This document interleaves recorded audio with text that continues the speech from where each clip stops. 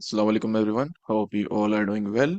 आज हमारे वीक 5 का डे 2 है और आज मज़ीद इंशाल्लाह हम बाइनरी सर्च के रिलेटेड लीड कोड पे कुछ क्वेश्चन सॉल्व करेंगे।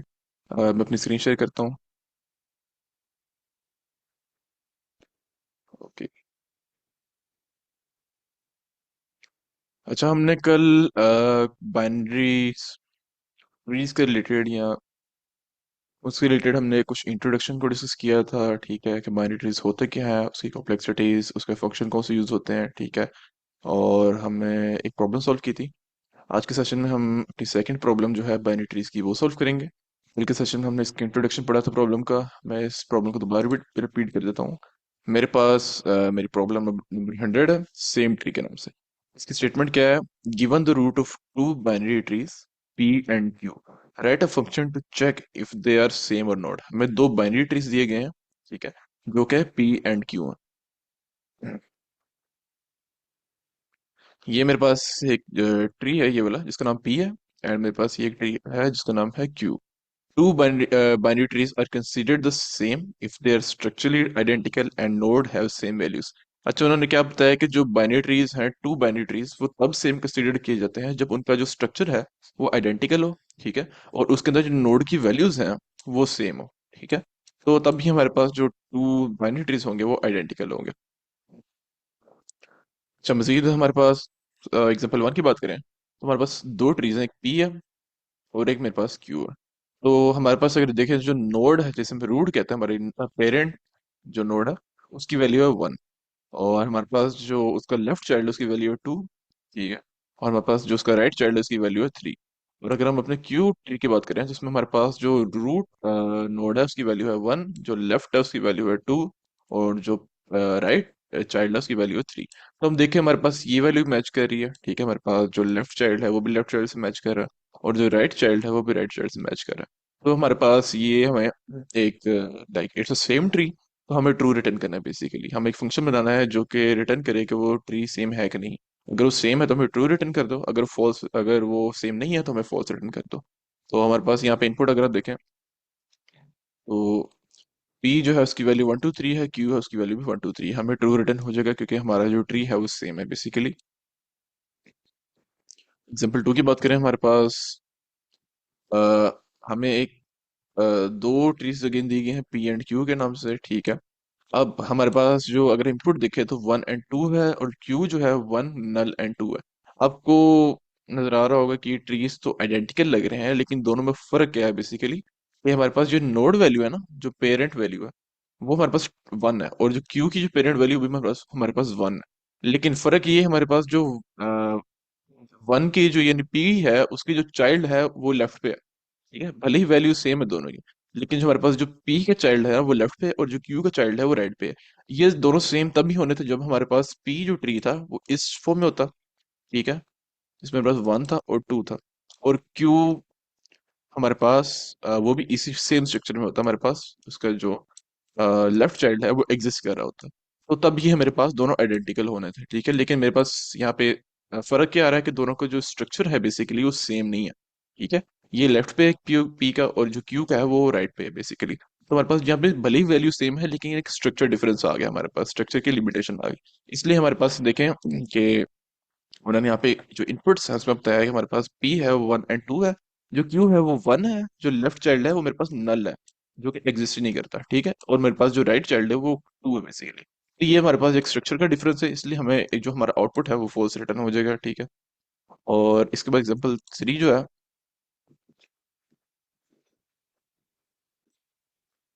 उसमें मेरे पास यहाँ पे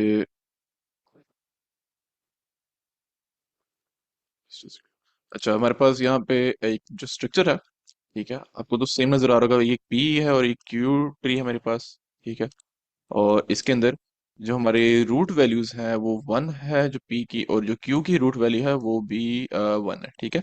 लेकिन जो मेरी जो पी है उसका लेफ्ट चाइल्ड है उसकी वैल्यू 2 है, और जो मेरा क्यू है उसका लेफ्ट चाइल्ड की वैल्यू 1 है। ठीक है। और जो पी का राइट चाइल्ड है उसकी वैल्यू 1 है, और क्यू है उसका राइट चाइल्ड है उसकी वैल्यू मेरे पास वो 2 है बेसिकली। तो अब देखें जो मेरा पी का लेफ्ट चाइल्ड है उसकी वैल्यू 2 है।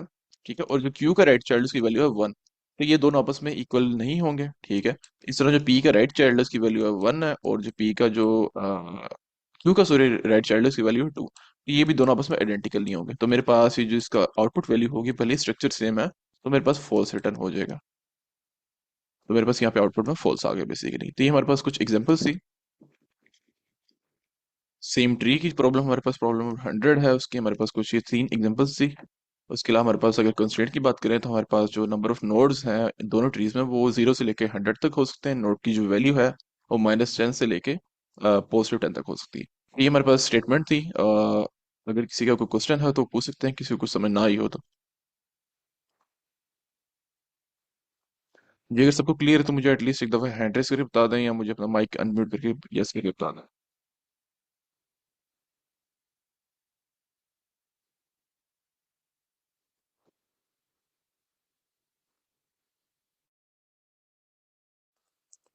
ठीक है, तो हमने कल अपनी पहली प्रॉब्लम की थी, उसमें आपको काफ़ी हद तक एक तरह से जो हमारी बाइनरी ट्रीज है उसकी आइट्रेशन की कुछ कुछ समझ आई होगी इंडीड। ठीक है, तो अगर आज के सेशन में आप यहाँ टॉपिक देख सकते हैं, हमारे पास इसमें ट्रीज है, डीएफएस है, बीएफएस है, जिसको हम मजीद आगे डिस्कस करेंगे, और बाइनरी ट्री को भी इंशाल्लाह आज हम डिस्कस करेंगे। तो किसी को अगर कोई अप्रोच जहन में आ रही हो, कोई आइट्रेटिव अप्रोच, कोई बाइनरी अप्रोच, तो वो अगर शेयर करना चाहे। अच्छा सर, ये आज फर्स्ट लेक्चर है आप लोगों का ये डीएसए का? नहीं सर, हमारे पास जो आज का सेशन है हमारे पास वीक 5 चल रहा है हमारा, और हमारा डे 2 है। ओके। आज मैंने पहली दफ़ा ज्वाइन किया है तो मुझे कोई आइडिया नहीं है इसका। हाँ तो आप क्योंकि सेशन एंड होने वाला है, ठीक है, आप कोशिश करें कि आप लाइव सेशन है उनको कंटिन्यू करें, भले ही हमारा सेकंड लास्ट वीक है। आपको कुछ कुछ डीएसए का या उनके क्वेश्चन का कि हमारे पास डेटा स्ट्रक्चर किस तरह के होते हैं उनका आइडिया जरूर होगा। ठीक है, बाकी हमारे इंशाल्लाह आईकोड ग्रुप पे कुछ नए कोर्सेज हैं वो भी लॉन्च हो गए, हम उनको ज्वाइन अप कर सकते हैं। हमारे पास हमारे जो चैनल है 9 PM डेटा स्ट्रक्चर का, उसके अंदर हमारे पास रिकॉर्डिंग लिंक शीट प्रोवाइडेड है, उसके अंदर सारे यूट्यूब पे हमारे पास जो लेक्चर्स है प्री रिकॉर्डेड वो अवेलेबल होंगे। अच्छा, ये डीएसए का न्यू सेशन कब स्टार्ट हो रहा है? सर ये तो अभी कोई यानी अपडेट नहीं है, लेकिन इंशाल्लाह ये इस वीक या नेक्स्ट वीक हमारे पास नए सेशन आईकोड ग्रुप पे आते ही रहते हैं, तो आपको इसकी अपडेट जरूर मिल जाएगी। चलें, जब ये आप एंड करने लगे वीडियो तो मुझे बता दीजिएगा कि ये जो आपके ओल्ड वीडियोस हैं वो कैसे मैं एक्सेस कर सकता हूँ काइंडली। श्योर सर, मैं बता दूंगा आपको। ठीक है। ओके, शुक्रिया।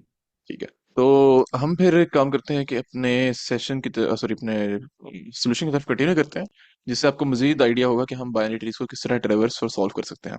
तो अब मैं करता क्या हूँ, यहाँ पे मेरे पास मैंने क्या करना है कि मैंने इनके स्ट्रक्चर को भी चेक करना है, ठीक है, इनकी नोड की जो वैल्यूज है उनको भी चेक करना है, ठीक है, और मेरे पास इनके अंदर जो लाइक दो ही मेरे पास पॉइंट है, इनका स्ट्रक्चर और हमारे पास उनके जो नोड की वैल्यूज हैं वो आइडेंटिकल होनी चाहिए। तो मेरा जो मकसद बेसिकली यही है कि मैं उसको चेक करूं कि वो वाकई में आपस में उनका स्ट्रक्चर या नोड की वैल्यू आइदर स्ट्रक्चर या फिर नोड की वैल्यू सेम है कि नहीं। ठीक है, तो अगर दोनों कंडीशन ट्रू होगी, इनका स्ट्रक्चर या उनके जो और एंड उनकी नोड्स की वैल्यूज अगर सेम होगी तो मैं ट्रू रिटर्न करूंगा। अगर उनमें से एक भी गलत होगी, भली वैल्यू सेम है स्ट्रक्चर का डिफरेंस है, तो मैं फॉल्स रिटर्न कर दूंगा, या स्ट्रक्चर सेम है और वैल्यूज डिफरेंट है तो मैं फिर भी फॉल्स रिटर्न कर दूंगा। तो आपको पता है मैंने आपको एक आइडिया दिया था कि हमारे पास बाइनरी ट्रीज के अंदर मोस्टली हम एक रिकर्जन का कॉन्सेप्ट है उसको यूज करते हैं। ठीक है, रिकर्जन का जो कॉन्सेप्ट है हमने उसको एक अच्छे तरीके से लास्ट वीक में हमने उसको डिस्कस किया था। उम्मीद है आपको रिकर्जन के कॉन्सेप्ट से आप फेमिलियर होंगे। तो आपको एक चीज का आइडिया ये है जरूर होगा कि रिकर्जन के अंदर हम बेस केस का ख्याल रखते हैं, हम बेस केस लाजमी बनाते हैं। तो मैं क्या करता हूँ, मैं अपने पहले स्टेप में एक बेस केस बनाता हूँ। ठीक है, वो बेस केस क्या करेगा, वो चेक करेगा मेरी जो पी जो ट्री है, ठीक है, और क्यू ट्री है वो मेरे पास एग्जिस्ट करती है कि नहीं। मैं यहाँ लिखता हूँ मेरी जो पहली ट्री थी उसका नाम पी था, और इफ नॉट पी एंड, और मेरी सेकंड ट्री थी उसका नाम था क्यू। ठीक है, and sorry not if if not P and not Q, तो मुझे क्या करो, रिटर्न ट्रू कर दो। अच्छा, मैं ट्रू ही क्यों रिटर्न कर रहा हूँ, ठीक है, यानी लाइक अब तो कह रहे होंगे कि एग्जिस्ट नहीं करती तो फॉल्स आना चाहिए। इसकी वजह ये है कि लेट से मेरे पास एक चीज है, मेरे पास पी है, ठीक है, मेरे पास क्यू है, ये मेरे पास एक नोड है, बाइनरी या बेसिकली एक बाइनरी, बाइनरी बिल्कुल नोड ही कह लें इसे आप। मेरे पास क्यू है, दोनों की वैल्यू 1 है, तो मेरे पास ये दोनों तो आइडेंटिकल है। ठीक है, सो दो से दोनों से मैं ट्रू रिटर्न करूंगा। लेकिन मेरे पास पी के अंदर कोई वैल्यू एग्जिस्ट नहीं करती, कोई नोड एग्जिस्ट नहीं करता, और क्यू के अंदर भी एग्जिस्ट नहीं करता। तो आपको अगर इसको अंदाजा लगाएं तो आपको तो ये भी ये नहीं, अगर हमें इंस्टेंस बात करें तो ये दोनों भी आइडेंटिकल हैं आपस में। ठीक है, जस्ट सेकंड। जो ना मेरे पास ये पी और क्यू दोनों ही एग्जिस्ट नहीं करे बेसिकली। अब ऐसा नहीं है मेरे पास पी में कोई वैल्यू और क्यू में कोई वैल्यू नहीं है, तो फिर तो फॉल्स रिटर्न होगा, लेकिन पी और क्यू दोनों ही एग्जिस्ट नहीं कर रहे, मतलब दोनों सेम है, दोनों के अंदर कोई एग्जिस्टिंग वैल्यू नहीं है, तो इसका मतलब वो भी ये नहीं, लाइक इक्वल हो गया आपस में। तो मैं क्या करूंगा, मैं इनको ट्रू रिटर्न कर दूंगा, इसलिए मैं यहाँ पे ट्रू रिटर्न कर रहा हूँ, क्योंकि दोनों ही एग्जिस्ट नहीं करते, दोनों ही इन सेंस आपस में इक्वल है, तो मैं ट्रू रिटर्न कर दूंगा, ठीक है। अब मैं अपनी सेकंड कंडीशन क्या लगाता हूँ यहाँ पे, मैं लिखता हूँ यहाँ पे इफ नॉट पी और नॉट क्यू एंड, और मैं यहाँ पे लिखता हूँ कि मेरी जो पी डॉट वैल्यू है is not equal to Q dot value. तो मुझे क्या करो यहाँ पे रिटर्न कर दो फॉल्स।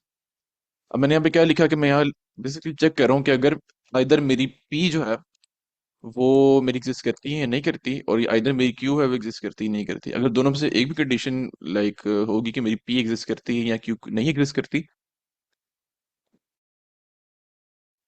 तो उसके अलावा मेरे पास जो सेकंड कंडीशन मेरी है, ठीक है, अगर मेरी, अच्छा आपको और एंड में एक डिफरेंस होगा, ठीक है, आपको उस चीज का शायद आइडिया हो, या मैं अगर आपको बेसिक आइडिया देता हूँ, मैं और कहाँ यूज करता हूँ और मैं एंड कहाँ यूज करता हूँ, ठीक है। हम जो और एंड हम दो कंडीशन के दरमियान में यूज करते हैं, ठीक है।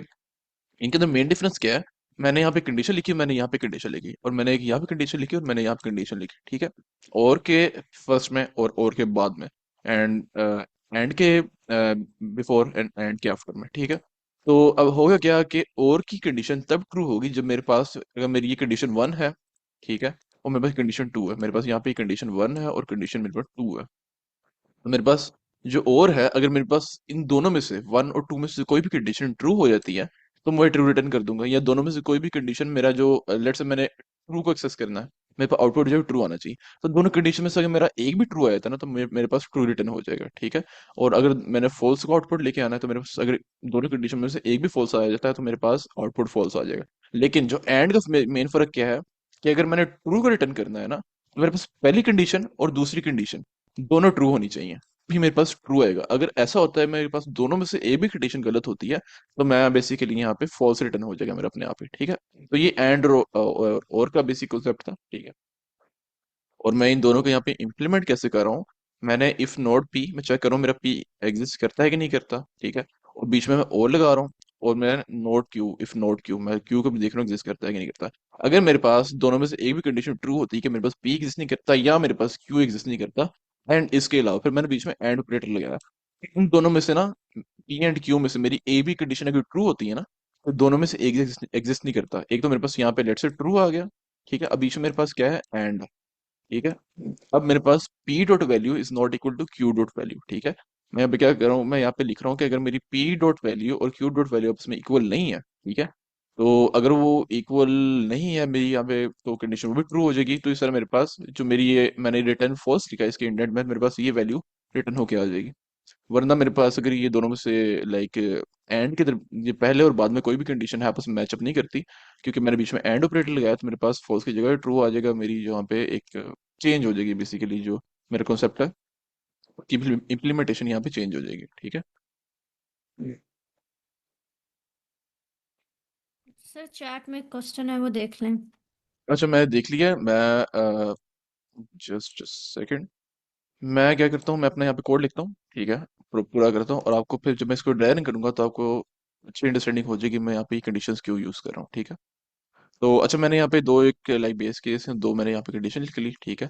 और एट द एंड मैं क्या करता हूँ, अगर मेरे पास दोनों ही लाइक नहीं,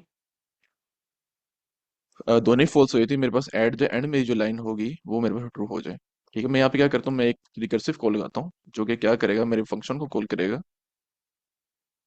मेरी ट्रेवर्सल के लिए, ठीक है।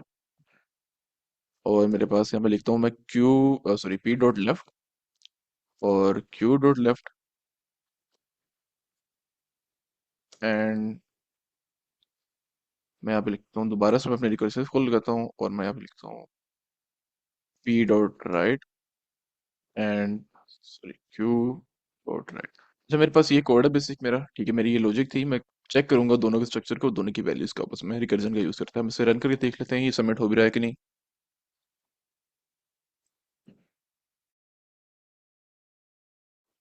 अच्छा मेरे पास यहाँ पे कुछ एरर आ रहा है, जो कि जस्ट अ सेकंड, जी इस यहाँ पे वैल्यू मेरे पास एट्रीब्यूट नहीं है, ठीक है। If not P and not Q, ये क्यों बता सकता है यहाँ पे क्या एरर आ रहा है मेरे पास?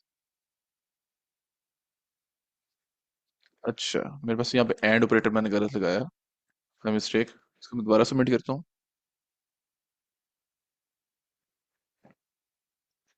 ठीक है, सो मेरा कोड रन हो गया, 67 आउट ऑफ 67 टेस्ट पास हो गया, ठीक है। तो हम इस कोड को ड्राई रन करते हैं, यहाँ पे हो क्या रहा है बेसिकली। हम एग्जांपल वन पे जाते हैं। एग्जांपल वन हमारे पास दो, एक पी एंड क्यू, दो ट्रीज हमारे पास प्रोवाइडेड है। सबसे पहले क्या होगा, मैं अपनी इफ कंडीशन के अंदर जाऊंगा, ठीक है। तो यहाँ पे चेक करेगा बेसिकली बेस केस मेरी जो पी ट्री है वो एग्जिस्ट करती है कि नहीं करती, और क्यू ट्री है वो एग्जिस्ट करती है कि नहीं करती। यहाँ मैंने कंडीशन गई मेरी, अगर मेरी पी नहीं है और मेरी क्यू नहीं है आपस में, तो मैं ये ट्रू रिटर्न कर देता हूँ। तो मेरे पास पी एंड क्यू दोनों ही एग्जिस्ट कर रहे हैं बेसिकली। और तो मेरे पास जो इफ कंडीशन पहली वाली वो मेरे पास क्रॉस होगी, ठीक है। मैं फिर यहाँ पे स्किप करूंगा अपनी नेक्स्ट इफ कंडीशन में। यहाँ पे मैं बेसिकली क्या लॉजिक लगाई है, मैं चेक कर रहा हूँ। इफ नॉट पी और नॉट क्यू, ठीक है। अगर मेरे पास पी नहीं है या फिर मेरे पास क्यू नहीं है, मेरे पास पी भी एग्जिस्ट करता है और क्यू भी एग्जिस्ट करता है, दोनों कंडीशन फॉल्स होगी। या फिर उसके अलावा मेरे पास अगर दोनों कंडीशन फॉल्स है, उसके अलावा मेरे पास पी डॉट वैल्यू है। यहाँ पे मैं क्या कर रहा हूँ, उनकी एग्जिस्टेंस चेक कर रहा हूँ, मेरे पास जो उनका स्ट्रक्चर है बेसिकली उसको भी चेक कर रहा हूँ। और यहाँ पे मैं अपने जो ट्री है उसकी वैल्यूज को चेक कर रहा हूँ, ठीक है। और जो हमने ऑपरेटर यूज किया उसकी आपको समझ आ जाएगी मजीद। मैं इस लाइन में अपना जो स्ट्रक्चर चेक कर रहा हूँ, यहाँ पे अपनी वैल्यूज को मैं कंपेयर कर रहा हूँ आपस में, ठीक है। अगर मेरे पास इन दोनों कंडीशंस में ए भी कंडीशन ट्रू होती है, तो मुझे यहाँ पे फॉल्स रिटर्न होकर मिल जाएगा, क्योंकि मेरे पास ना ये स्ट्रक्चर मैच नहीं कर रहा और मेरे पास जो वैल्यूज मैच नहीं कर रही। तो मेरी कंडीशन क्या थी, मेरा जो ट्री तब भी आइडेंटिकल होगा जब उसकी नोड की वैल्यू सेम होगी, उनका जो स्ट्रक्चर होगा वो आइडेंटिकल होगा, ठीक है। तो मेरे पास अगर मेरी वैल्यूज आइडेंटिकल नहीं होगी, मेरे पास वो मेरा स्ट्रक्चर ही आइडेंटिकल नहीं होगा, तो मैं फॉल्स रिटर्न करूंगा ऑफ कोर्स। तो मेरे पास यहाँ पे मेरा वो चेक करेगा कि पी तो एग्जिस्ट करता है और क्यू भी एग्जिस्ट करता है, उसके अलावा पी डॉट वैल्यू और क्यू डॉट वैल्यू उनकी वैल्यूज को कंपेयर करेगा आपस में, ठीक है। तो अब वो तो आपस में इक्वल है, तो ये भी कंडीशन मेरे पास फॉल्स हो जाएगी। फिर वो क्या करेगा, मेरे पास दोनों इफ कंडीशन थी फॉल्स होगी, अब वो क्या करेगा, मेरी लास्ट लाइन है रिटर्न वैल्यू उसके अंदर आएगा, ठीक है। अब यहाँ पे करेगा क्या कि मुझे रिटर्न करेगा मेरे पास self dot is same tree. मैंने यहाँ पे एक, अच्छा जस्ट सेकंड, मेरे पास यहाँ पे सेल्फ, मैंने यहाँ पे एक रिकर्सिव कॉल लगाई जिसमें क्या कर रहा हूँ, पी डॉट लेफ्ट और क्यू डॉट लेफ्ट। मैं रिकर्जन का यूज करते हुए अपने जो मेरा पी का लेफ्ट चाइल्ड है उसको मैं इटरेट कर रहा हूँ, और मेरा जो क्यू का लेफ्ट चाइल्ड है उसको मैं इटरेट कर रहा हूँ। जब मैं यहाँ पे पी डॉट लेफ्ट लिखूंगा तो मेरा पी जो है वो रूट से डायरेक्ट जंप करते हुए वो अपने लेफ्ट चाइल्ड पे चल जाएगा, और जो मेरा क्यू है वो यहाँ से जंप करते हुए मेरे क्यू डॉट सॉरी लेफ्ट, मेरे जो क्यू का लेफ्ट चाइल्ड है उस वहां तक जंप करेगा, ठीक है। उसके बाद क्या होगा, उसके बाद बेसिकली वो क्या करेगा, मेरे यहाँ पे दूसरा मैंने लिखा हुआ है अपना एंड, ठीक है। अब मेरे पास एंड मैंने सर लिखा है, अब मेरे पास सबसे पहले हम बात करते हैं इस लाइन के अंदर क्या हो रहा है। इस लाइन में जब रिकर्जन होगी ना, तो वो क्या करेगा तब तक मेरी जो लेफ्ट जो कि मैंने यहाँ पे लेफ्ट लिखा, तो मेरे लेफ्ट जो चाइल्ड है उसको ही वो ट्रेवर्स करेगा, वो तब तक करता रहेगा जब तक मेरे पास नन वैल्यू नहीं आती। तो टू के बाद तो मेरे पास नन वैल्यू आ जाएगी, तो मजीद आगे ये करेगा नहीं। तो मेरे पास जो रिकर्जन है उसकी जो मेरे पास स्पेस होती है उसके अंदर मेरे मेरे पास टू, ठीक है, और मेरे पास टू वैल्यू आ जाएगी। तो मेरे पास जो ये वाला रिकर्जन पार्ट है इसके अंदर टू और टू वैल्यू आ गई, ठीक है। और होगा क्या कि यहाँ पे जो मैं डायरेक्ट रिटर्न कर रहा हूँ, तो यहाँ पे मेरी लॉजिक क्या है कि जब इसको चेक करेगा पी डॉट लेफ्ट को और क्यू डॉट लेफ्ट को, तो ये आपस में इसे कंपेयर भी करेगा बेसिकली कि दोनों आपस में इक्वल है कि नहीं, ठीक है। और जब इनको कंपेयर करेगा, मेरे पास जो पी डॉट लेफ्ट थी उसके अंदर टू वैल्यू आ गई और क्यू डॉट लेफ्ट थी उसके अंदर एट वैल्यू आ रही। ये जो कंपेरिजन वाला टॉपिक है और मेरे पास जो ट्रू और फॉल्स आउटपुट रिटर्न करने वाला टॉपिक है, कॉन्सेप्ट है बेसिकली मेरे इसी लाइन के अंदर सब कुछ डायरेक्टली एग्जीक्यूट हो रहा है यहाँ पे। तो क्या करेगा, मेरे पास पी डॉट लेफ्ट में टू वैल्यू थी और क्यू डॉट लेफ्ट के अंदर टू वैल्यू थी, तो उनका आपस में दोनों कंपेयर करेगा। तो जब कंपैरिजन के बाद उसको पता चलेगा दोनों वैल्यूज इक्वल हैं, तो वो डायरेक्टली मेरे जो ये वाला पार्ट है ना सारा, इस सारे पार्ट के अंदर यहाँ से लेके यहाँ तक इसके अंदर मेरे पास ये ट्रू ऐड कर देगा, क्योंकि दोनों वैल्यूज आपस में इक्वल है। तो इस तरह मेरा यहाँ पे कोड की जो लॉजिक है वो काम कर रही है, ठीक है। मेरे पास यहाँ पे ट्रू आ जाएगा। और उसके बाद वो क्या करेगा कि यहाँ पे जाके देखेगा, जो मेरे एंड के बाद मैंने यहाँ पे रिकर्सिव कॉल लिखी है उसके अंदर क्या करेगा, यहाँ पे दोबारा से रिकर्जन होगी। रिकर्जन के बाद वो क्या करेगा, मेरा जो पी डॉट राइट मैंने लिखा है, इससे क्या होगा, मेरे जो पी ट्री है उसके नोड से लेके सॉरी रूट से लेके राइट चाइल्ड तक वो ट्रेवर्स करेगा, ठीक है। और राइट चाइल्ड तक ट्रेवर्स करेगा, जो मेरे पी डॉट राइट है उसके अंदर मेरी वैल्यू आ जाएगी थ्री, ठीक। और क्यू डॉट राइट है, उससे क्या होगा, वो अपने जो क्यू का राइट चाइल्ड है उस तक वो ट्रेवर्स करेगा, तो उसके अंदर मेरे पास जो वैल्यू है वो भी 3 आ जाएगी। और ये क्या करेगा, आपस में दोनों को कंपेयर करेगा अगेन, ठीक है। अगर वो कंपैरिजन ट्रू होता है तो मेरे पास यहाँ पे इस सारे पार्ट के अंदर ट्रू आ जाएगा, ठीक है। मेरे पास यहाँ पे ट्रू आ गया। हुआ क्या, मेरी एक ही इटरेशन के अंदर मेरे पास मुझे दोनों तरफ ट्रू मिल गया, ठीक है। और मेरे पास जो मेरे नोड थे वो दोनों ही एंड हो गए, यानी आगे मजीद कुछ चाइल्ड नहीं उनका, ठीक है। तो वहां पे नल है, तो मेरा इतना ही, इसी एक इटरेशन के अंदर मेरे पास मेरी रिटर्न के बाद मेरी दोबारा से मेरा कोड रन नहीं होगा, ठीक है। और होगा क्या कि मेरे पास रिटर्न मैंने किया, मैं रिटर्न कर रहा हूँ ट्रू एंड ट्रू।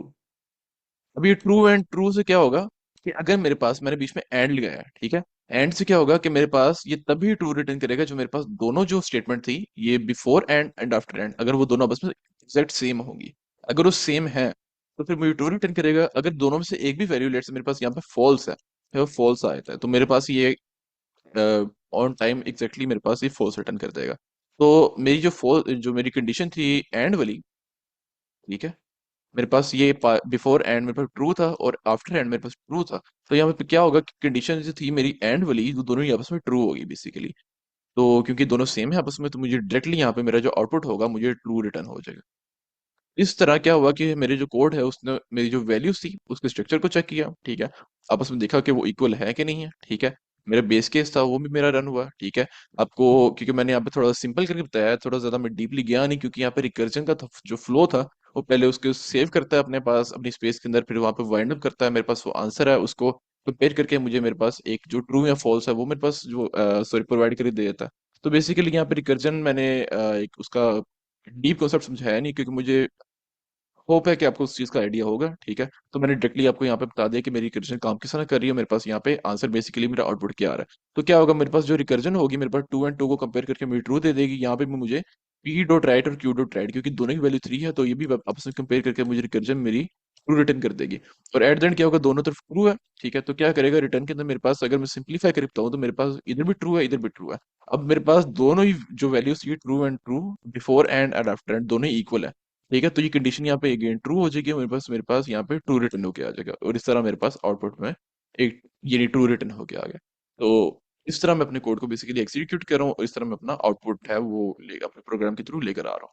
तो कोई क्वेश्चन वगैरह है तो पूछ सकते हैं, ठीक है। कुछ ना समझ आई हो तो मजीद हम अपनी नेक्स्ट एग्जाम्पल के ऊपर ड्राई रन करते हैं। सेकंड कंडीशन को एक्सप्लेन करना सर। अच्छा, सेकंड कंडीशन में क्या हो रहा है बेसिकली, पहले तो मैं क्या करूं, मैंने रिकर्जन की वजह से, क्योंकि रिकर्जन है वो डायरेक्टली लिंक है बेस केस से, ठीक है। मैंने यहाँ पे यानी जो रिकर्जन तब तक चलेगा जब तक हमारा बेस केस टच नहीं होता। इस चीज को मैंने एक्सप्लेन नहीं किया, क्योंकि इंडीड आपको रिकर्जन का आइडिया होगा। सेकंड लाइन में क्या हो रहा है कि हमने यहाँ पे बात की थी जो मेरा स्ट्रक्चर है कोड का, ठीक है। और मेरे जो ट्री है तभी सेम होते हैं जब तक वो हमारा जो स्ट्रक्चर है जो है हमारी ट्री के दोनों का पी एंड क्यू का आइडेंटिकल हो, और उनकी नोड्स की वैल्यू सेम हो। अगर ये दोनों कंडीशन आपस में ट्रू हो जाएंगी तो मेरे पास मेरा ट्रू रिटर्न होके आ जाएगा, ठीक है।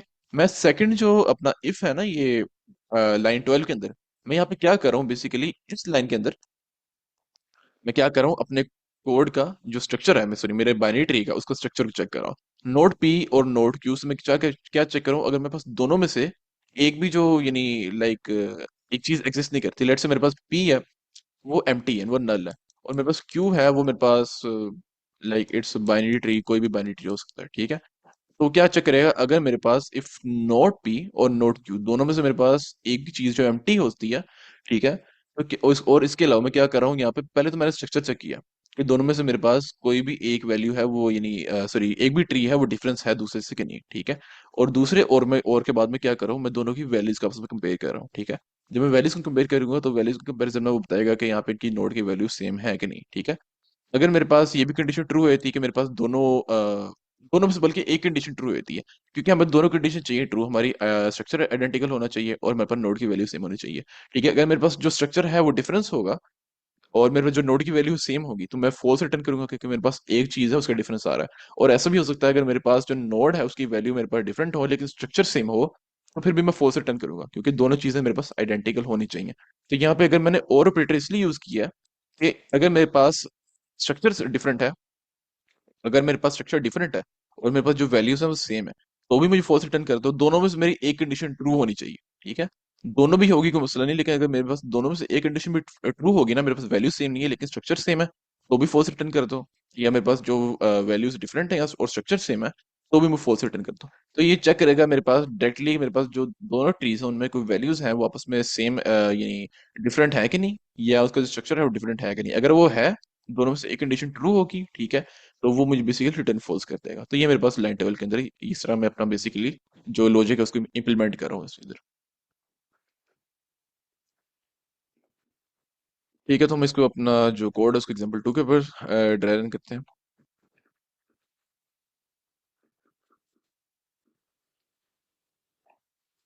अच्छा, मेरा अच्छा, एक एग्जाम्पल क्वेश्चन था कि ये हम पाइथन में कर रहे हैं तो डार्ट लैंग्वेज में हम कर सकते हैं ये प्रैक्टिस?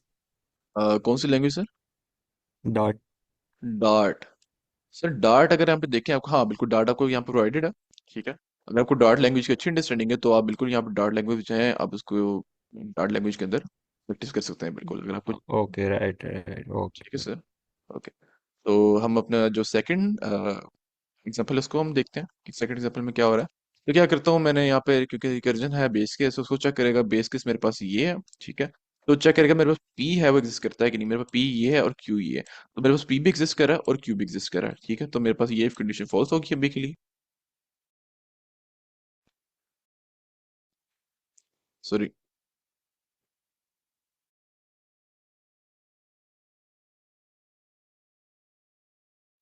अच्छा, और मेरे पास पहली कंडीशन मेरे पास इफ जो थी फॉल्स होगी। दूसरे में क्या करेगा, वो चेक करेगा कि इफ नॉट पी, अगर मेरा पी एग्जिस्ट करता है या फिर मेरा क्यू एग्जिस्ट नहीं करता, सॉरी, अगर मेरा पी एग्जिस्ट नहीं करता या फिर मेरा क्यू एग्जिस्ट नहीं करता। तो अब देखें यहाँ पे मेरा पी भी एग्जिस्ट कर रहा है अगेन, और मेरा क्यू भी एग्जिस्ट कर रहा है, या फिर दोनों की वैल्यू डिफरेंट है, ठीक है। अगर मेरे पास वन को देखें तो जो रूट वैल्यू है मेरे पास वन है, ठीक है, और जो क्यू की रूट वैल्यू वो भी वन है, ठीक है। तो ये यहाँ से जो थी वो आइडेंटिकल है। और अगर हम लेफ्ट चाइल्ड की बात करें और राइट चाइल्ड की बात करें तो वो भी दोनों आपस में बेसिकली क्या होगा कि दोनों आपस में वो इक्वल है। तो मेरे पास ये कंडीशन भी फॉल्स हो जाएगी क्योंकि वो आपस में इक्वल है। तो मेरे पास जो मेरा जो लॉजिक है वो मैं यहाँ चेक करना चाहता हूँ मेरे पास इक्वल है कि नहीं।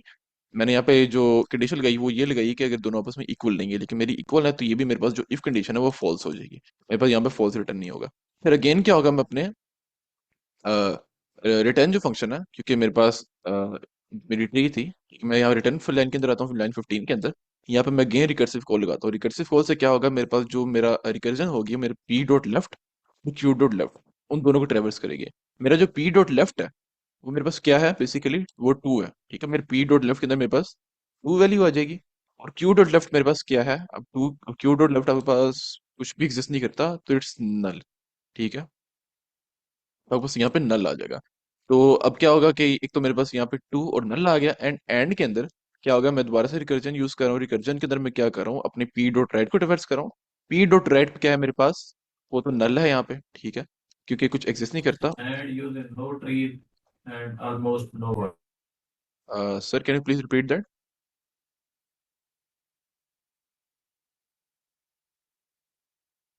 सर समझ नहीं आई क्या क्या बताया था आपने।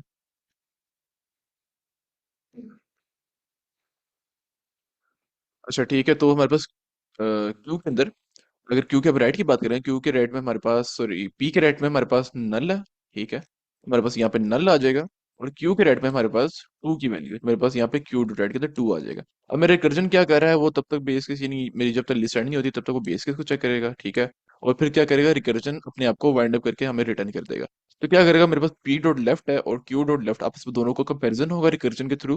तो टू जो है हमारे पास, वो टू हमारे पास जो क्या वो नल से इक्वल है कि नहीं, ठीक है। तो टू तो हमारे पास नल से इक्वल नहीं है, to is like not equal to null, ठीक है। तो मेरे पास जो ये वाली कंडीशन है जो रिकर्जन है इसके अंदर मेरे पास फॉल्स जो है वो स्टोर हो जाएगा, क्योंकि दोनों आपस में इक्वल नहीं है। यहाँ मेरे पास फॉल्स रिटर्न, सॉरी, हाँ, स्टोर हो गया। और सेम जो है कंडीशन वो भी यही यहाँ पे बन रही है कि मेरे पास जो पी डॉट राइट है उसके अंदर नल है और क्यू डॉट राइट के अंदर मेरे पास टू है, ठीक है। तो क्यू डॉट राइट के अंदर मेरे पास टू है, तो दोनों का आपस में अगेन कंपैरिजन होगा, दोनों वैल्यूज आपस में इक्वल है ही नहीं, तो अगेन मेरे पास फॉल्स होगा, कंडीशन यहाँ पे आ जाएगी। फॉल्स मेरे पास आउटपुट में आ जाएगा। और होगा क्या, जो मेरी एंड लाइन है वो क्या एग्जीक्यूट करी मेरे पास, सॉरी, मेरे पास जो एंड लाइन है रिटर्न वाली, अगर मैं उसको सिंपलीफाई करूं तो वो क्या उसके अंदर अब यहाँ पे स्टोर हो गया कि मेमोरीज के अंदर वो इस तरह स्टोर हुआ है, रिटर्न फॉल्स एंड फॉल्स। तो मेरे पास जो एंड वाली कंडीशन है वो दोनों कंडीशन को चेक कर रही है कि आपस में वो सेम है कि नहीं। तो ये तो आपस में दोनों सेम है, तो मुझे क्या होगा एट द एंड, क्योंकि दोनों आपस में सेम है तो मुझे फॉल्स रिटर्न, जो मेरे पास कंडीशन थी बेसिकली फॉल्स, दोनों ही मेरे पास ट्रू हो रही थी, ठीक है, क्योंकि वो दोनों फॉल्स आपस में इक्वल है तो मुझे फॉल्स रिटर्न होके आ जाएगा मेरे आउटपुट के अंदर। तो इसी तरह मेरे पास आउटपुट के अंदर फॉल्स आ जाएगा, ठीक है। तो ये मेरे पास एग्जाम्पल 2 थी। अगर एग्जाम्पल 3 की बात करें तो आपको ये मेरे पास लाइन 12 है उसकी मजीद अच्छी अंडरस्टैंडिंग हो जाएगी कि लाइन 12 के अंदर बेसिकली हो क्या रहा है।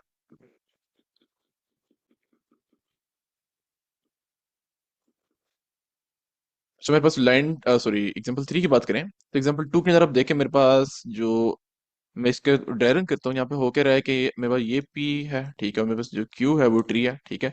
तो पहले बेस किस चेक होगी, मेरे पास पी भी एग्जिस्ट करता है क्यू भी एग्जिस्ट करता है, मैंने पहले आपको बताया मेरे बेस केस के अंदर क्या कंडीशन है मेरी। तो ये मेरे पास फॉल्स हो जाएगी। अब क्या करेगा मेरे पास, होगा क्या, ये चेक करेगा कि इफ नोट पी, ठीक है, अगर मेरा पी नहीं है, अगर मेरा पी नहीं है, ठीक है, तो मेरा पी तो एग्जिस्ट करता है तो ये भी फॉल्स होगी। या फिर मेरा क्यू नहीं है, मेरा क्यू भी एग्जिस्ट करता है तो ये भी फॉल्स होगी यहाँ पे, ठीक है। या फिर P dot value is not equal to Q dot value, मेरे पास जो पी डॉट वैल्यू है उसको चेक करेगा, ठीक है, और क्यू डॉट वैल्यू है उसको चेक करेगा। तो बेसिकली इसके अंदर हो क्या रहा है, हालांकि यहाँ पे कुछ ट्रेवर्सल हो रही है आइट्रेशन, मेरा कोड 2 से 3 दफा रन होगा, जब तक मेरे पास यहाँ पे आइट्रेशन नहीं हुई थी तब तक ये थोड़ा रन होगा, ठीक है। तो मैं यहाँ पे डायरेक्ट बताता हूँ आपको, आपने अगर देखा होगा मेरे पास जो पी डॉट लेफ्ट का चाइल्ड है उसकी जो वैल्यू है वो 2 है, और क्यू डॉट लेफ्ट का चाइल्ड उसकी वैल्यू है 1। मेरे पास जो मेरी ये कंडीशन है, जो मेरी पी डॉट लेफ्ट की वैल्यू थी वो 2 थी, और क्यू डॉट लेफ्ट की वैल्यू थी वो थी 1, ठीक है।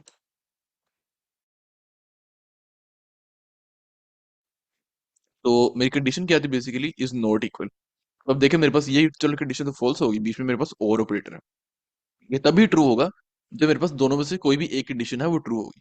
मेरे पास यहाँ पे मेरी जो P dot value is not equal to Q dot value, वो वाली कंडीशन मेरे पास यहाँ पे ट्रू हो रही है। तो मैंने इसके इन डेटा में या इसके ब्लॉक में जो मैंने इफ ब्लॉक के अंदर मैंने जो वैल्यू यहाँ पे लिखी है, जो कि इफ कंडीशन ट्रू होने के बाद एग्जीक्यूट होगी, वो है मेरे पास रिटर्न फॉल्स। तो क्या होगा जब वो चेक करेगा मेरे पास जो पी डॉट वैल्यू और क्यू डॉट वैल्यू दोनों आपस में इक्वल है ही नहीं, तो मुझे डायरेक्टली यहाँ पे फॉल्स रिटर्न करके दे देगा। वो इस ब्लॉक के अंदर जाके कोई अपनी मजीद चेकिंग वगैरह नहीं करेगा, यहाँ पे रिकर्जन रिकर्जन वगैरह यूज नहीं होगी, ठीक है। तो मेरे पास यहाँ पे जो एग्जांपल 3 के अंदर मेरा आउटपुट है वो फॉल्स रिटर्न होके आ जाएगा। तो ये मेरे पास एक बेसिक सा क्वेश्चन तो सेम ट्री का। अगर किसी का कोई क्वेश्चन है या कोई क्वेरी है तो वो पूछ सकता है। जी सबको क्लियर है।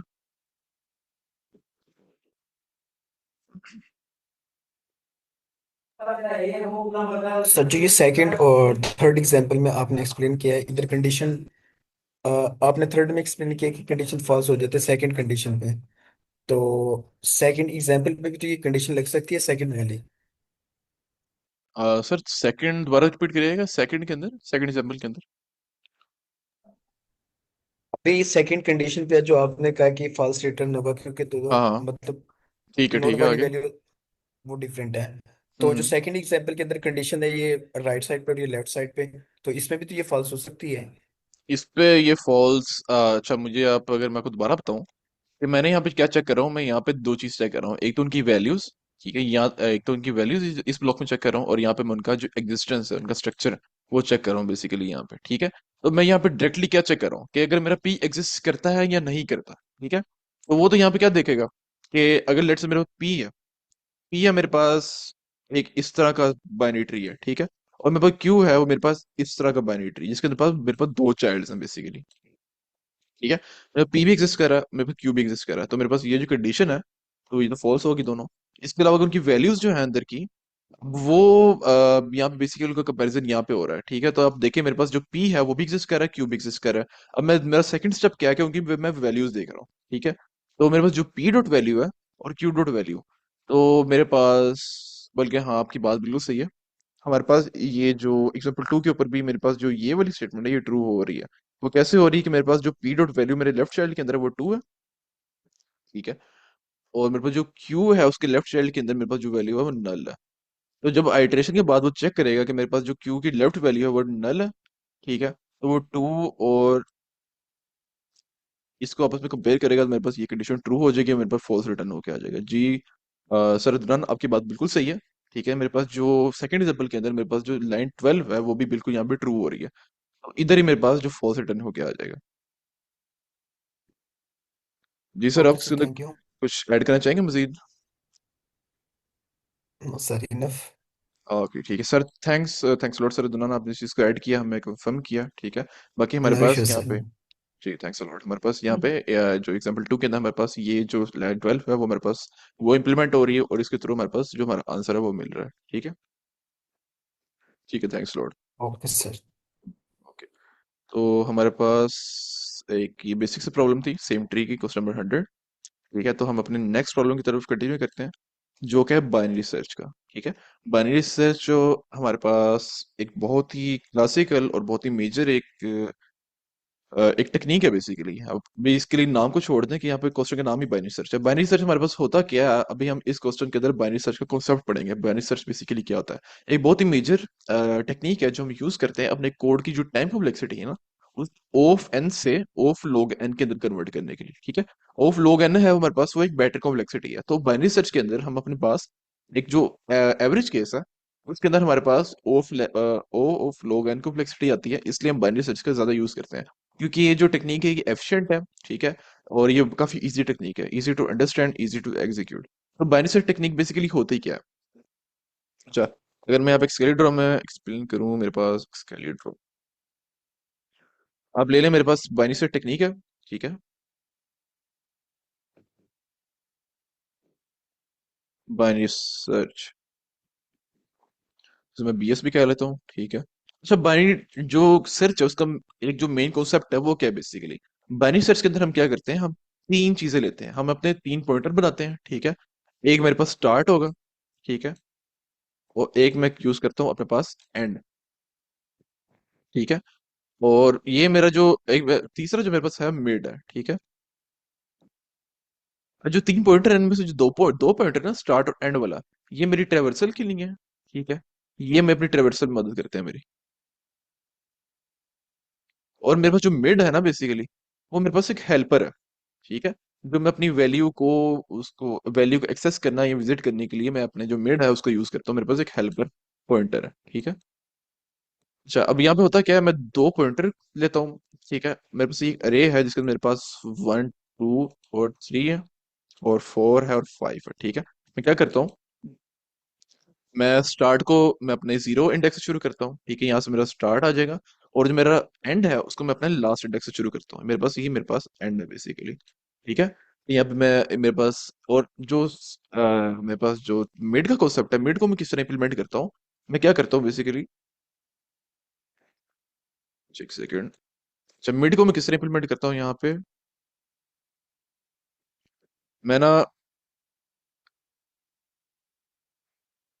स्टार्ट और एंड को मैंने लाइक अपने पॉइंट्स पे रख दिया, और मिड को मैं क्या करता हूँ, मिड का मैं फॉर्मूला लगाता हूँ। हम बाइनरी सर्च के अंदर हमेशा एक फॉर्मूला यूज करते हैं, जो कि क्या होता है, मिड फाइंड करने का। मिड हम कैसे फाइंड करते हैं, अब एक फॉर्मूला यही हमेशा दिमाग में रख लीजिएगा, mid is equal to start plus end divide by 2। तो मेरे पास जो मिड है वो फाइंड करने का एक तरीका होता है। ठीक है, उसका एक फॉर्मूला स्पेसिफिकली। ठीक है, तो इस फॉर्मूले के थ्रू मैं अपना मिड फाइंड करता हूँ। अच्छा, इस मिड को फाइंड करने से क्या होगा? ठीक है, इससे क्या होता है कि अब लेट्स से मेरे पास एक अरे है जो कि 1 2 3 4 5 है।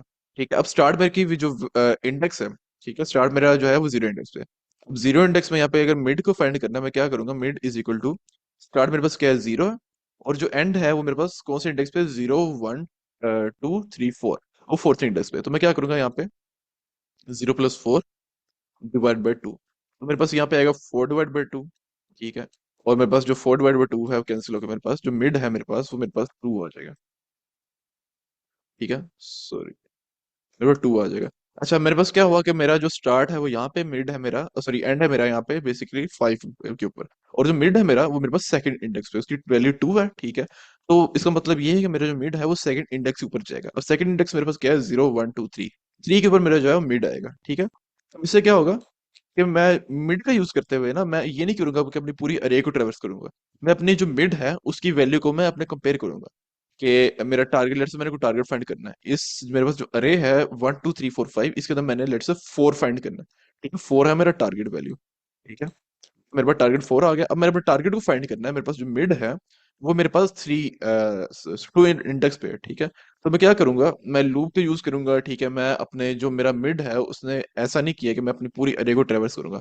मैं डायरेक्ट ही मिड से ट्रेवर्स शुरू करूंगा, और मैं चेक करूंगा जो मेरा मिड है वो मेरी टारगेट वैल्यू से छोटा है कि बड़ा है। अगर वो छोटा है तो क्या करो, मेरा जो मिड है उसको एक कदम आगे बढ़ा दो। अगर वो बड़ा है तो सॉरी, हाँ, तो उसको एक कदम पीछे ले जाओ, ठीक है। इस तरह क्या होता है, मेरी जो एक जो ट्रेवर्सल होती है बहुत एफिशिएंट हो जाती है, ठीक है। जब वो इतनी एफिशिएंट होती है मेरे पास जो टाइम कॉम्प्लेक्सिटी है ना वो कम होती है, ऑफ एन से कम आती है, ठीक है। तो मेरे पास जो बाइनरी सर्च है उसका कॉन्सेप्ट हमारे पास ये है, ठीक है।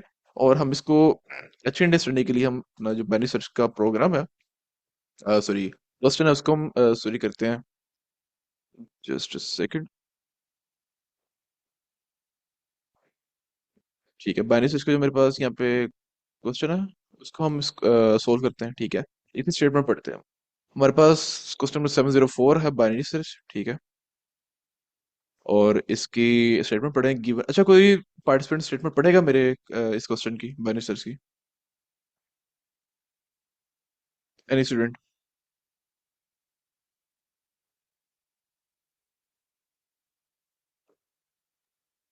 पढ़ देता हूँ sir. Yes sir, sure. Given an array of integer nums which is stored in ascending order and an integer target, write a function to search target in nums if target exists, then return its index, otherwise return -1. Ji sir, आपको कुछ समझ आई इस statement की?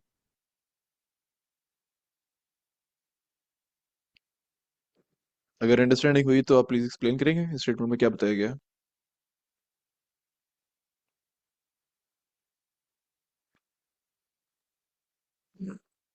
चलिए एक ठीक है, मैं नम्स बता। के जी जी, प्लीज। यस एक नम्स के वेरिएबल से डिक्लेयर एक अरे असेंडिंग ऑर्डर के अंदर, एंड सेकंड उसमें इंटीजर होगा टारगेट।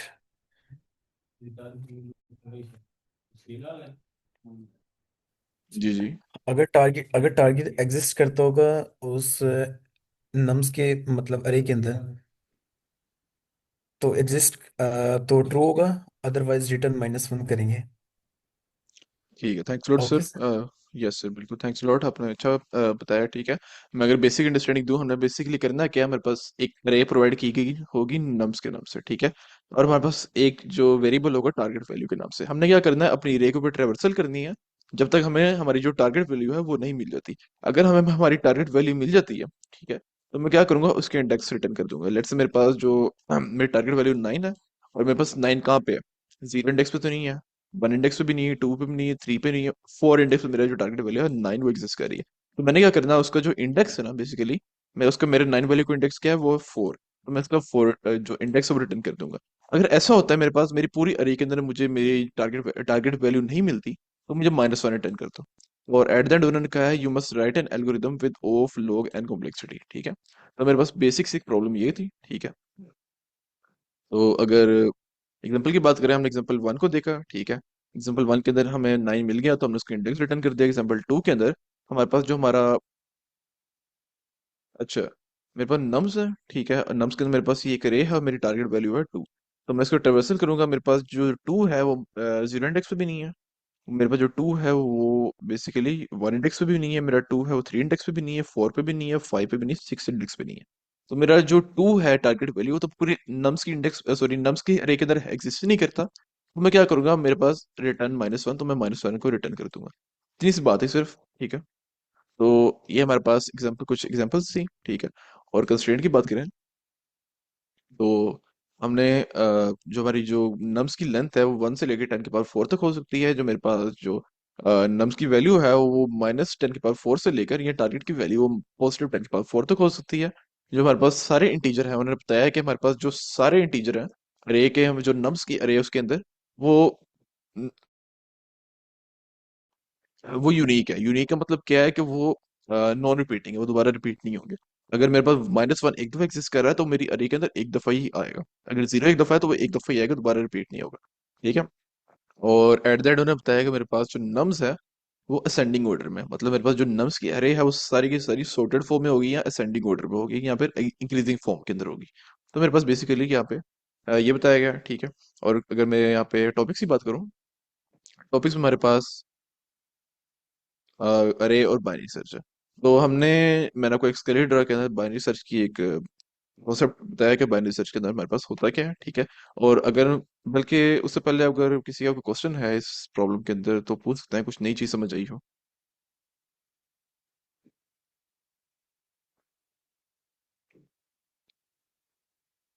ठीक है, तो फिर अपने सोल्यूशन की तरफ कंटिन्यू करते हैं। मैं क्या करूंगा, मैं बाइनरी सर्च का यूज करते हुए अपने आंसर को इम्प्लीमेंट करूंगा अपने सोल्यूशन को। और उस चीज का आपको आइडिया होगा कि मेरे पास यहाँ पे लॉग ऑफ एन कॉम्प्लेक्सिटी कैसे आ रही है।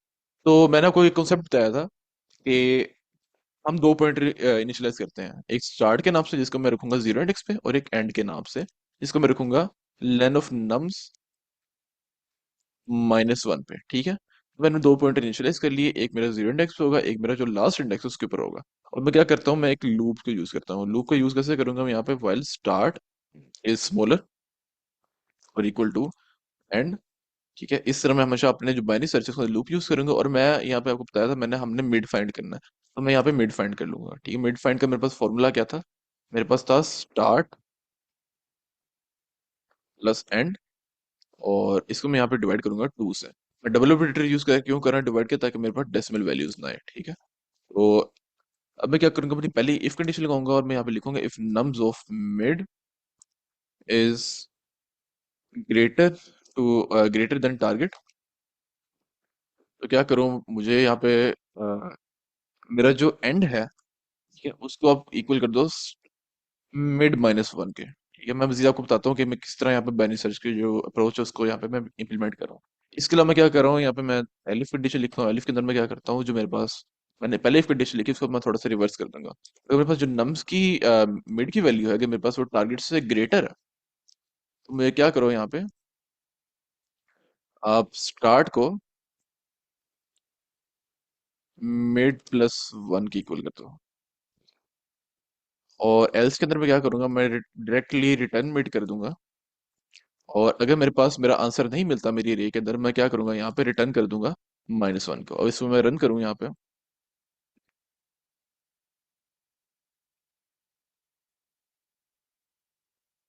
तो ये मेरे पास सक्सेसफुली एग्जीक्यूट हो गया है। 47 आउट ऑफ 47 टेस्ट पास हो गया। अब हम इसे ड्राई रन करते हैं। मेरे पास यहाँ पे बाइनरी सर्च टेक्निक है, मेरा जो कोड है वो प्रोग्राम बेसिकली काम किस तरह कर रहा है। मेरे पास लेट्स से मैं यहाँ पे अरे एग्जाम्पल 1 ही ले लेता हूँ, ठीक है। सबसे पहले मैंने क्या किया, दो पॉइंटर इनिशियलाइज किए, एक स्टार्ट पे और एक मेरे पास एंड पे, ठीक है। ये मेरे पास ई के नाम से एंड आ गया। फिर मैं क्या करूंगा, मैं एक लूप लगा रहा हूँ। मेरी लूप तब तक चलेगी जब तक मेरा स्टार्ट जो है, जब तक मेरा स्टार्ट है वो मेरे एंड के स्मॉलर या इक्वल है, ठीक है। जब तक वो स्मॉलर है मेरा स्टार्ट, तब तक लूप चलेगी, और यहाँ जब तक वो इक्वल है तब तक मेरी लूप चलेगी, ठीक है। तो और उसके बाद मैं क्या कर रहा हूँ, मैं एक मिड्स का फॉर्मूला लगा रहा हूँ, ठीक है। उसके बाद मैं अपने यहाँ पे कुछ इफ कंडीशन लगा रहा हूँ। हम अपनी पहली जो नम्स की एग्जांपल 1 इसके ऊपर इंप्लीमेंट करते हैं। मेरा जो एस है वो जीरो इंडेक्स पे है, ठीक है। और मेरा जो एंड है वो मेरा है यहाँ पे 0 1 2 3 4 5 5 इंडेक्स पे। तो सबसे पहले क्या होगा, मेरा लूप चलेगा, ठीक है। लूप में क्या होगा कि क्योंकि मेरे पास दोनों जो स्टार्ट और एंड है वो दोनों आपस में अलग अलग इंडेक्स में, स्टार्ट मेरा एंड से छोटा है, तो मेरी लूप यहाँ पे शुरू होगी। लूप के अंदर क्या होगा, सबसे पहले वो क्या करेगा कि मिड के अंदर जाएगा, मिड पोर्शन के। अब यहाँ पे निकालेगा मेरा स्टार्ट और एंड का मिड निकालेगा, बेसिकली मेरे अरे का। स्टार्ट का इंडेक्स मेरे पास क्या है, वो है मेरे पास 0, और एंड का इंडेक्स मेरे पास क्या है, वो मेरे पास है 5। मेरा फॉर्मूला क्या है, start plus and. Start plus start मेरा 0 है और एंड है मेरा 5, ठीक है। स्टार्ट और ये मेरे पास क्या है, 5 आएगा, और नेक्स्ट मेरे पास क्या है, मैं इसको 2 से डिवाइड कर दूंगा। और जब मैं इसको 2 से डिवाइड करूंगा मेरे पास क्या आंसर आएगा, 2.5। लेकिन जब मैं डबल ऑपरेटर यूज करूंगा डिवीजन के, मेरे पास जो इसकी वैल्यू है वो 2 आ जाएगी, क्योंकि इसके इससे क्या होता है, मेरे पास जो डेसिमल वैल्यू है वो खत्म हो जाती है। तो मेरे पास यहाँ पे मेरा जो 2 है वो आंसर आ गया मेरे पास, ठीक है। मेरा जो मिड है इस टाइम वो है मेरा 2, और 2 इंडेक्स में मेरे पास क्या वैल्यू है, 3 0 1 2, ठीक है। तो मेरा जो मिड है वो यहाँ पे आ जाएगा, है मेरा यहाँ पे 2 इंडेक्स पे जिसपे वैल्यू है 3। अब मेरी कंडीशन शुरू होगी, ठीक है, इफ की। अब मेरे नम्स के अंदर मेरे पास मिड है, तो मेरे पास यहाँ पे नम्स मिड को एक्सेस करने के लिए मैं यहाँ पे नम्स मिड लिखूंगा और मैं अपनी पहली कंडीशन लगाऊंगा। अगर मेरा नम्स जो मिड है, अब मेरा नम्स मिड की वैल्यू क्या है, 3 है, ठीक है। और मेरा जो टारगेट है इज ग्रेटर देन टारगेट, ठीक है, और मेरा जो टारगेट है वो 9। तो मुझे को पता है ये कंडीशन ट्रू हो रही है कि फॉल्स हो रही है यहाँ पे।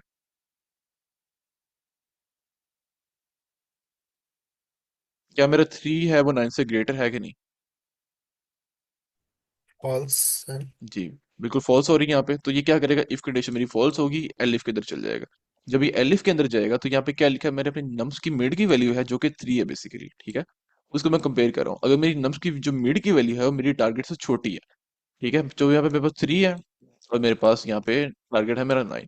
मेरी जो 3 की वैल्यू है 9 से छोटी है, तो ये कंडीशन यहाँ पे ट्रू होगी। अभी ट्रू होगी तो ये एलिफ के जो ब्लॉक है उसके अंदर आएगा और ये क्या करेगा, स्टार्ट को मिड प्लस 1 की इक्वल कर देगा, ठीक है। इसका मतलब क्या हुआ कि मेरा जो स्टार्ट है, मेरा मिड प्लस 1 क्या है, मिड मेरा 3 है और मिड प्लस 1 है मेरा 5। तो क्या करेगा, मेरा जो स्टार्ट है वो यहाँ से रिमूव होके, जीरो इंडेक्स रिमूव होके मिड प्लस 1 पे चल जाएगा। मिड प्लस 1 मेरे पास क्या है, 5 है। 5 का जो इंडेक्स है मेरे पास वो क्या है, मेरे पास 0 1 2, सॉरी 0 1 2 3 4, 4 इंडेक्स हो गया, ठीक है।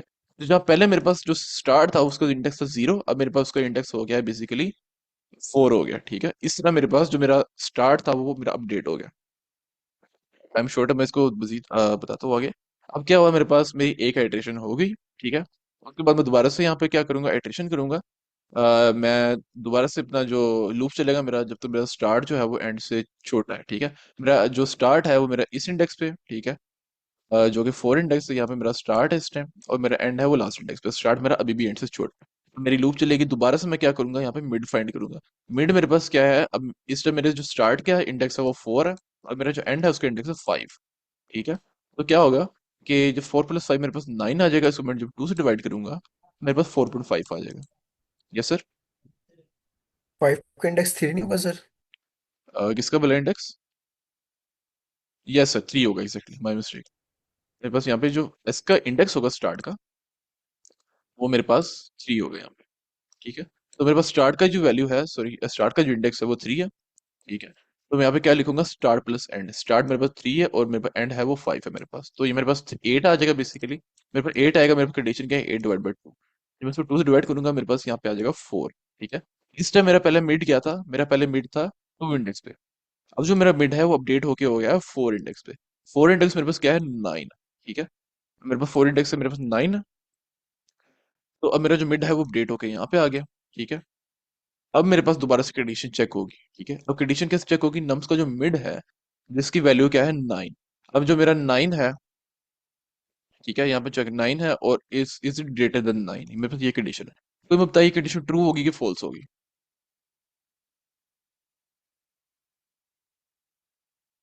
जी एनीवन? जी sir Adnan? Sir is equal to नहीं होगा इसमें कोई कंडीशन में? नहीं, अभी के लिए हमारे पास इसका हमारा कॉन्सेप्ट ही ये नहीं है, तो मेरे पास कंडीशन है बेसिकली यही है।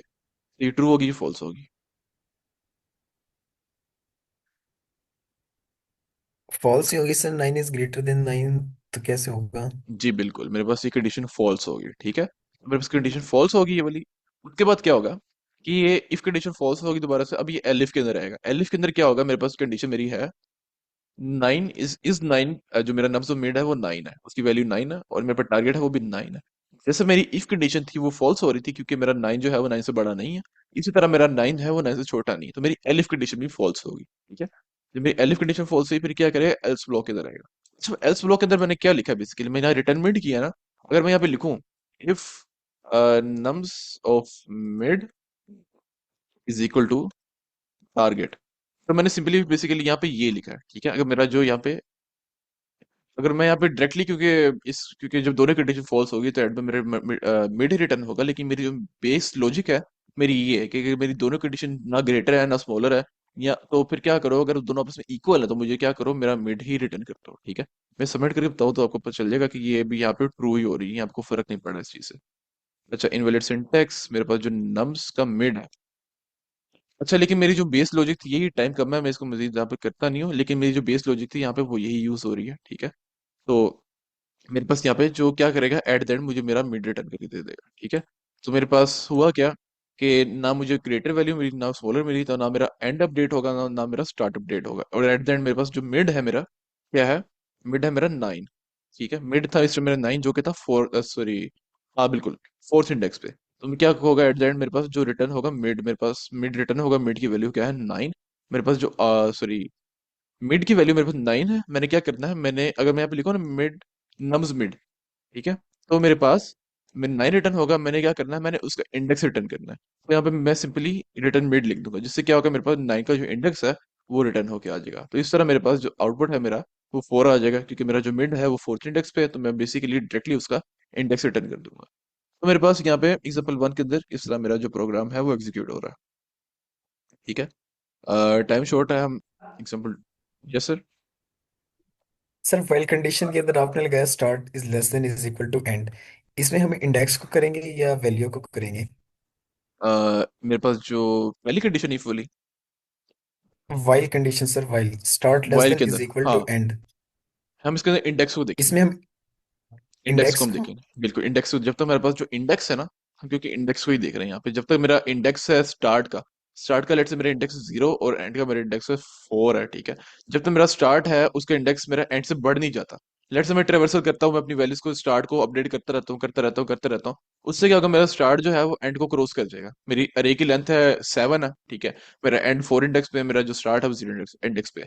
मेरी लूप तब एंड कर दो जब मेरा स्टार्ट जो है वो मेरे फोर्थ इंडेक्स से आगे निकल जाए, क्योंकि जब मैं उस पता स्टार्ट को अपडेट कर रहा हूँ बार बार, ठीक है, जब वो निकल जाएगा तो मेरी लूप वहीं ब्रेक हो जाएगी। यस सर, और थैंक यू। मुझे उसका उससे होगा कि जब मेरी लूप ब्रेक होगी तो मेरे पास रिटर्न -1, क्योंकि मेरी वैल्यू मिली ही नहीं, तो मेरे पास यहाँ पे बेसिकली मेरा -1 रिटर्न होके आ जाएगा। और अगर आपको ये इसकी जो प्रॉपर जो कोड है उसकी एक अच्छी अंडरस्टैंडिंग लेनी है, तो आप मजीद एग्जांपल के ऊपर इस कोड को ड्राई रन करना। इसको ड्राई रन करना बहुत ईजी है, बहुत सिंपल है। तो आपको हर एक चीज है, इसका लूप किस तरह काम कर रहा है, उसकी जो कंडीशन किस तरह काम कर रही है, तो आपको वो बेसिकली उसकी अंडरस्टैंडिंग हो जाएगी। ठीक है, ये हमारे पास कोड था जी सर। राना मोहम्मद मोइन, आपका कोई क्वेश्चन है? सर मैं जब ये सबमिट कर रहा हूँ ना कोड, तो मुझे एक्सेप्शन शो कर रहा है, time limit exceeded, what does it mean? आपके पास कोई ना इशू होगा मेरे ख्याल से इंडेंटेशन का, मेनली होता है क्या, ये आपको लूप हमने शायद यहाँ पे ना देखें, आपने यहाँ पे ब्रैकेट्स लगाई होंगी, जहाँ तो मेरा ख्याल है। मैं यहाँ ब्रैकेट ही लगाऊंगा, मेरे पास टाइम लिमिट एक्सीड जाएगा। आप यहाँ ब्रैकेट्स का यूज करें, क्योंकि ये इंपॉर्टेंट है। यहाँ आपने फिर यहाँ पे ब्रैकेट, हाँ यहाँ ब्रैकेट नहीं लगाई होगी, मैंने ये पहले प्रॉब्लम फेस की हुई है। आपने दोनों ब्रैकेट्स को प्रॉपरली लगाएं, तो आपका कोड यहाँ पे बेसिकली रन हो जाएगा।